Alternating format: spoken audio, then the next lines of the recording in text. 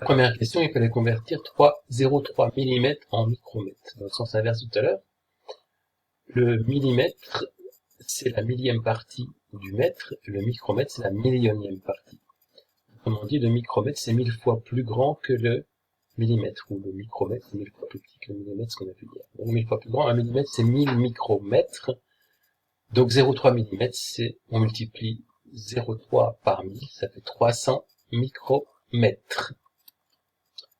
Il faut décomposer en 192 en un produit facteur premier. Alors je propose deux méthodes. En général, est-ce que vous voyez tout de suite la division par la divisibilité par 2? 2 fois 96. 96, on le remplace par 2 fois 48. Et après, on va essayer un peu plus vite. 48, on le remplace par 6 fois 8. Donc 2 fois 2 fois 6 fois 8. Après le 6, on le remplace par 2 fois 3. Et le 8 par 2 fois 2 fois 2. Ce qui nous donne 2 puissance 6 fois 3.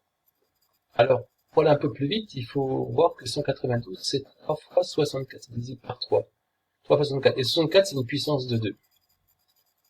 64, c'est 8 fois 8. Et chaque 8, c'est 2 fois 2 fois 2. 2 fois 2 fois 2. Donc, on a 2 puissance 6 fois 3. Cette méthode-là va un peu plus vite, mais à condition de savoir que 64 est une puissance de 2. Une puissance de 2, 2, 4, 8, 16, 32, 64, 128, etc. C'est intéressant de reconnaître le 64, ça permet effectivement d'alléger certains calculs. Alors là, c'est un peu plus compliqué que l'autre fois. On a représenté la fonction définie par x donne 1 tiers de x plus 1. Bon, leur donner à l'origine 1, c'est ici, hein. C'est pas compliqué à comprendre, voilà.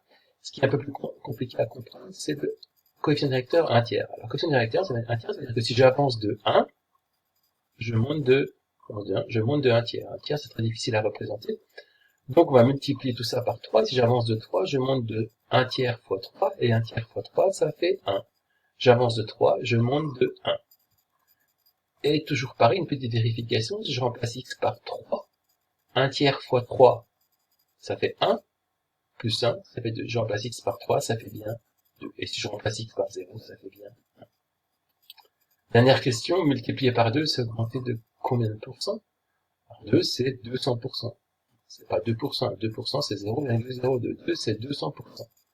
On va voir l'écart, donc je prends 200% de quelque chose, donc ça veut dire que j'ai 100% de plus. Puisque la différence entre 200% et 100%, c'est 100%. Autrement dit, multiplier par 2, c'est augmenter de 100%. Voilà.